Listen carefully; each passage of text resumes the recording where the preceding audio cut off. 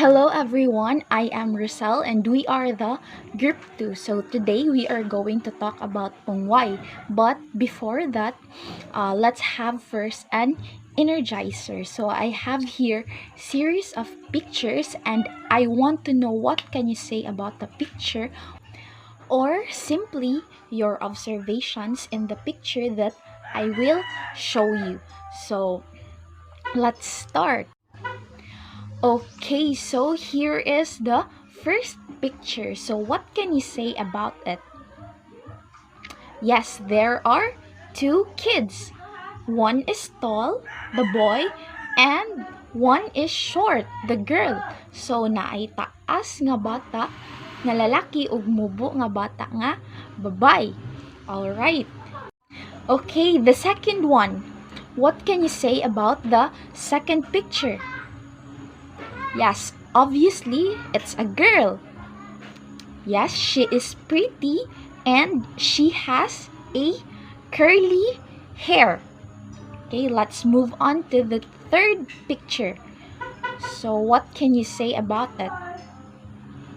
Yes, the sky is blue. So, the sky is blue. Now, let's proceed to the last picture. Okay, so imagine that you are looking in the mirror. So, what can you say about yourself? Yes, it may be beautiful, handsome, brown complexion, white, bright smile, strong, weak. So that are some of the things that you can say about yourself. Okay, so now let's give ourselves a round of applause for participating.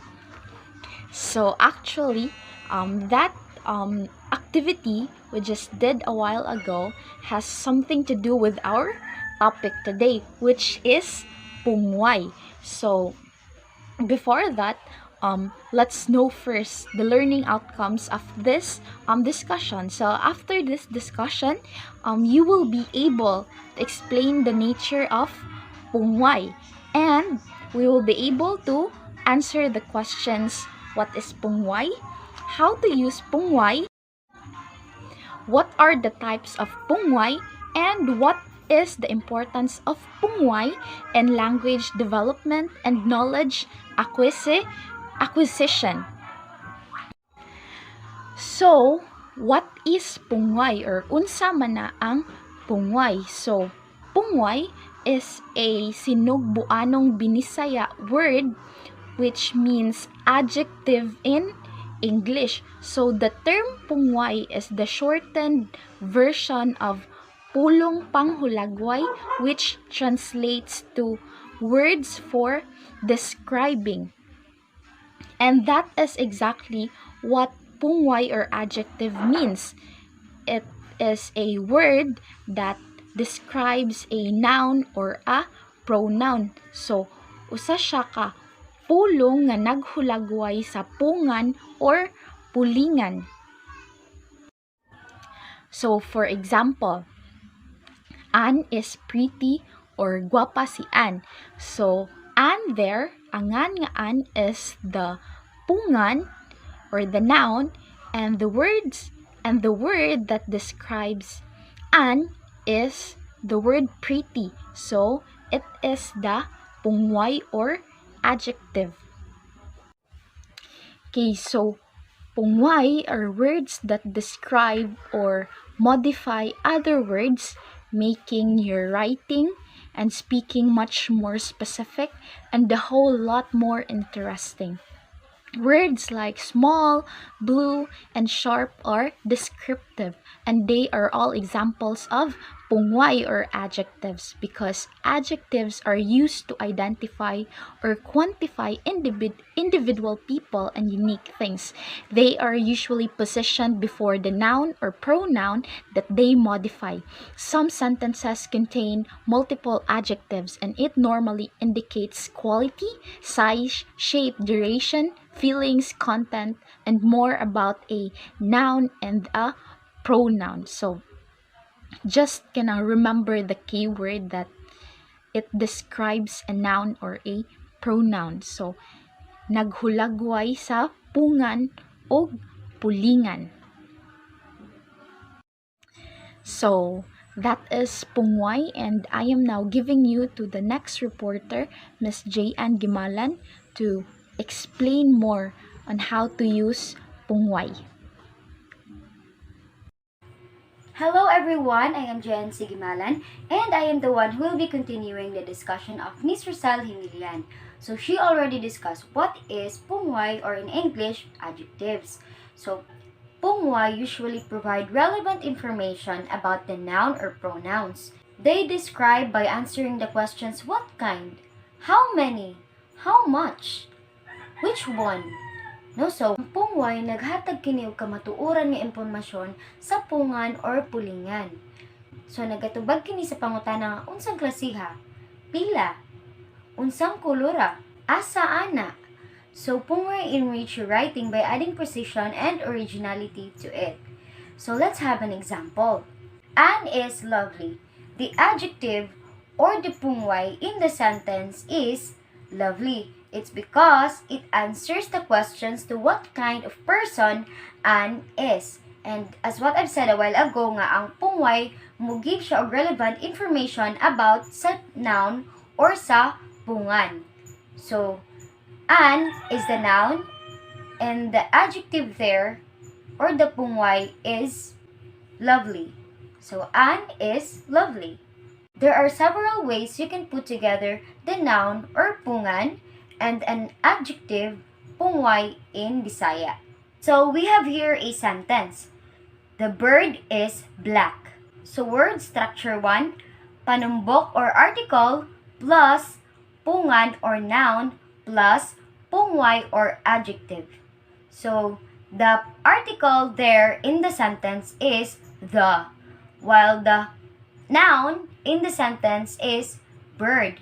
And the adjective in the sentence is black. So the bird is black. Now, how to say it in Sinugbuanong Binisaya? Ang langgam itom. So, ang panumbok mao ang, ug ang langgam mao ang pungan, ug ang pungway mao ang itom. Ang langgam itom. For the word structure 2, we will state first the pungway. So, pungway or adjective plus panumbok or article plus pungan or noun. So, how to say it in Sinugbuanong Binisaya? Itom ang langgam. So, ang pungway mao ang gauna. Itom mao ang pungway ug ang mao ang panumbok or article ug naawit na ang noun, mao ang langgam. Itom ang langgam. Now, let's get the praise of the sentence, the bird is black. So, the praise is black bird.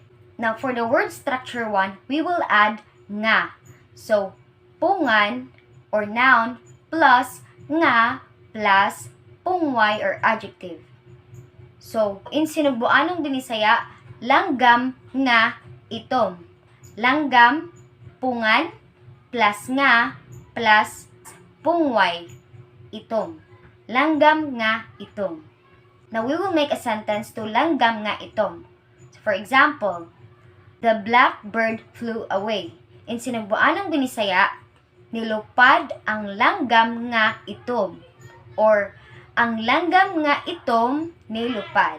For the word structure 2, if you remembered, we will state first the pungway. So, pungway or adjective plus nga plus pungan or noun.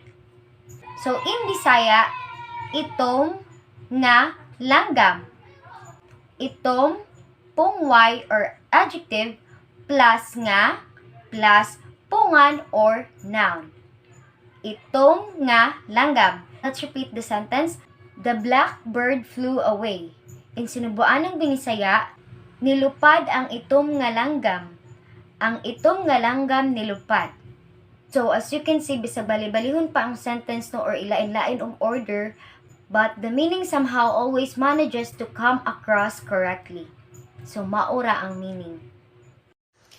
Alright, so Jayan already discussed about how to use pungway. So now let us proceed to the types of pungway or adjective. So there are 8 types of pungway in the English grammar. So the first one is descriptive pungway or mahulagwayong pungway. So this adjective is the most common type as it shows kind of quality or of a person or a thing. So just like for example, when we describe color, so it should be red, orange, green, blue, purple, and many more. So it also describe about the appearance of a person. Just like for example, she is beautiful, she is kind-hearted, and many more. So and also it also describes size. So when we say size, it should be medium, small, large, and extra large. And it also describes the taste, just like for example, sweet, sour, salty, bitter, and many more. So and also it talks about the personality. So when we see personality, it could be a positive or a negative. So when we say positive, positive traits, just like for example, humble, intelligent. When we say negative, it should boastful, naughty, and many more. So the second one is a numerical adjective. So when we say numerical adjective, it is pangihap in Bisaya. So ihap, so mag-ihap. So this adjective show how many person or things are meant. So these adjectives represent numeral value. Just like for example, 8, few, second, some, and many more. So numeral adjective is very simple as it like pangihap, mag-ihap, just like for example 1, 2, 3, 5, 6, 7, 8, 9, 10. Alright, so in numerical adjective, there are 2 types. So the first one is definite numeral adjective, and the second one is indefinite numeral adjective. So when we say definite, it is the exact number. Just like for example, there are 1 apple, there are 2 mangoes, there are 3 durians, and so on and so forth. So nagyud siya exact nga number. So when we say indefinite, this is non-specific. Just like for example, few, some, several, and many. So there is no specific number. Alright, so this two is different since the first one is the definite is the exact number, while the indefinite is the non-specific. Then the third one is quantitative adjective. So quantitative and numerical is 2 different adjective because quantitative, it shows a quantity, so much how quantity or a thing is meant. So kanisya is lahi siya sa numerical, kay sa numerical is maihap. Just like for example, 5 ka saging niya. Kining sa quantitative, mag-talk ni siya about sa, just for like example, mga kilograms. Just like for example, 1 ka kilo nga mais, kay kung mag-ihap ka sa mais, syempre di jud nimo siya maihap kay kilograms man siya niya, pino sad siya kaayo, muna siya nakalahi sa quantitative o numerical. Alright, so just like for example, 1/4 kilo of sugar, 1 kilo of when we say powdered milk, and many things. So the fourth one is demonstrative adjectives or pangdayagon. So when we say demonstrative, it point out which person or thing is meant. So demonstrative kay it's like murag nagtudlo ang isa ka tao. Just like for example, those are trees. O, muna siya ang demonstrative. Other example is, this is my headset. So, this is akong gigunitan. So, ako, alright? So, let's get to the number 5, the pangsukna or interrogative adjective. So, pangsukna or interrogative adjectives are adjectives used to form a question like which, what, whose. Together with the noun, they modify or commonly used to form a question. So I will give some example for the 3 of them. So let's get to the first one, the which. So the example number 1, so which bag do you like more? So which modifies the noun bag. So the which is used in questions which there is a fixed or limited set of answers. So let's get to the second example. So it's for the whose. So whose book is this? So the whose modifies the noun gift. So and the whose is used to indicate ownership. So last example is for what. So what website will I search? So what modifies the noun website. So the what is used when the amount of possible answers is unknown or limited. As what I have just said earlier, the website. You didn't know how much website, how many websites are there. So it's unlimited. So another example for what. So what book would you borrow? So the what modifies the noun book. So let's go to the number 6, the possessive adjectives. So the possessive adjectives, we use this adjective to express something who own or possess something. So this is used in front of a noun like possessive pronoun. They just act as adjectives. So the possessive adjectives, the I, works when we describe an action that serves as the subject of a sentence. So I will give the mga possessive adjectives. So the possessive adjectives are my, your, his, her, its, our, their, and whose. So let me give you some examples for you to clear. So the first example is my shirt is green. So the word my shows a possession or ownership. So the second example is your. So your book is new. So the third example is for his. His pillow is soft. So the fourth example, her. Her dog is small. So the fifth example, its bone is cold. So the sixth example, our bird is noisy. So for the last one, their car is low. So for the your, I have some examples. So your balloon is green. The next one, your balloons are green. So the possessive adjectives here, the your does not change. So we cannot say the either yours balloons are green. We cannot say that. So for the its, so do not confuse its with apostrophe and its without a apostrophe. So do not be confused by that. So its with apostrophe is a constructional. We call that constructional. So it is, for example, it's hot today. It is the same as it is hot today.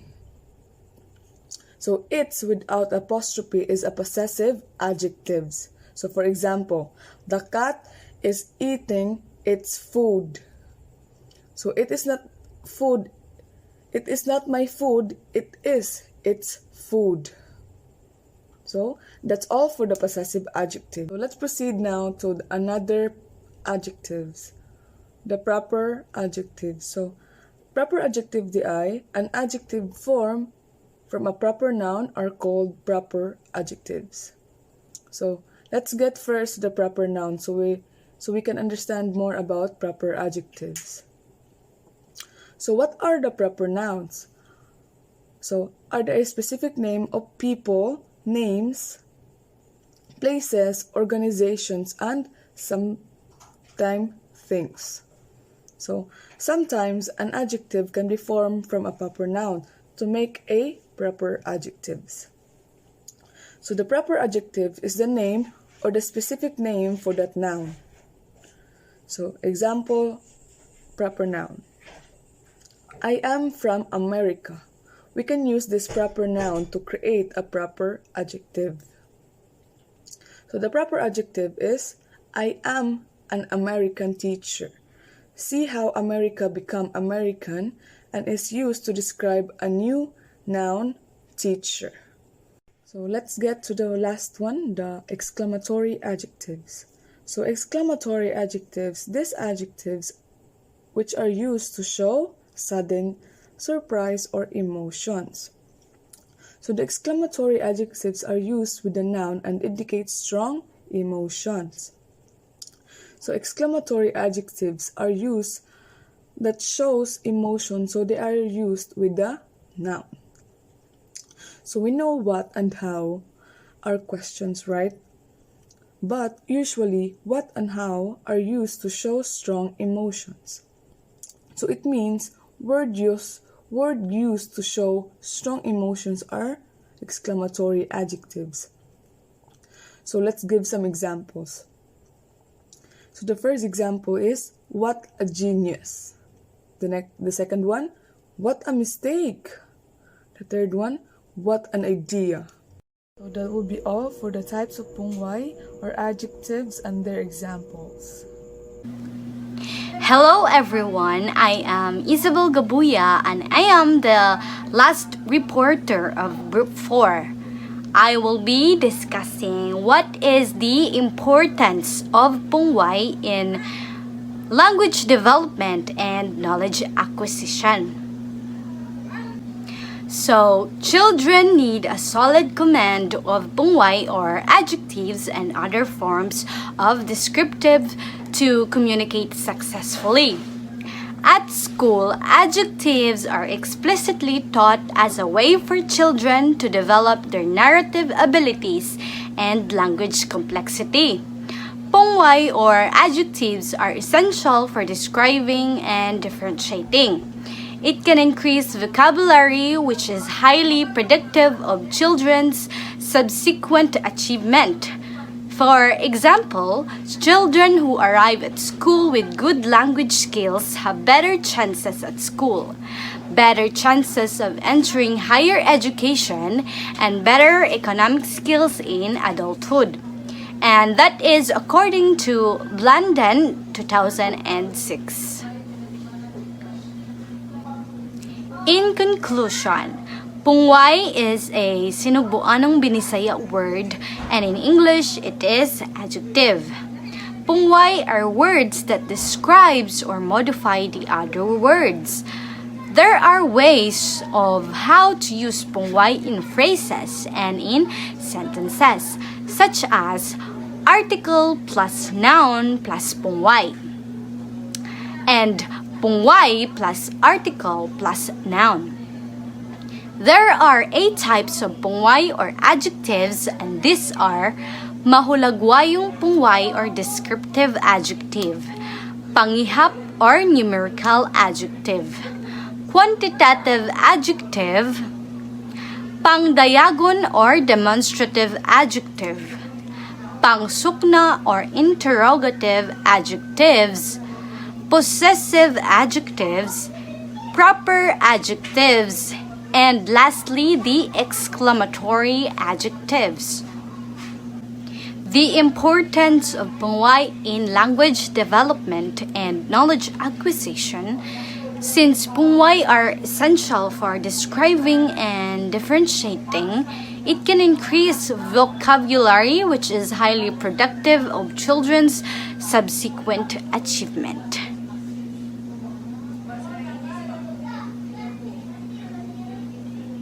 And that's all for our conclusion. And now we will proceed for our activity. For our activity, we have prepared 5 essay-type questions for you to answer in a paragraph form. Let me read it for you. Number 1. In your own words, what is PUNGWAY? In your own words, what is PUNGWAY? Number 2. How can PUNGWAY give clarity in writing information or sentences? How can PUNGWAY give clarity in writing information or sentences? Number 3. Give at least 5 examples of PUNGWAY and use it in a sentence. Give at least 5 examples of PUNGWAY and use it in a sentence. Number 4. Choose one type of PUNGWAY, then explain it in your best understanding. Choose one type of PUNGWAY, then explain it in your best understanding. Number 5 and the last question. How can PUNGWAY help in language development and knowledge acquisition? How can PUNGWAY help in knowledge development and knowledge acquisition? And that's all for today's discussion about PUNGWAY.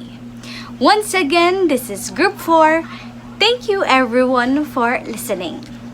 Bye!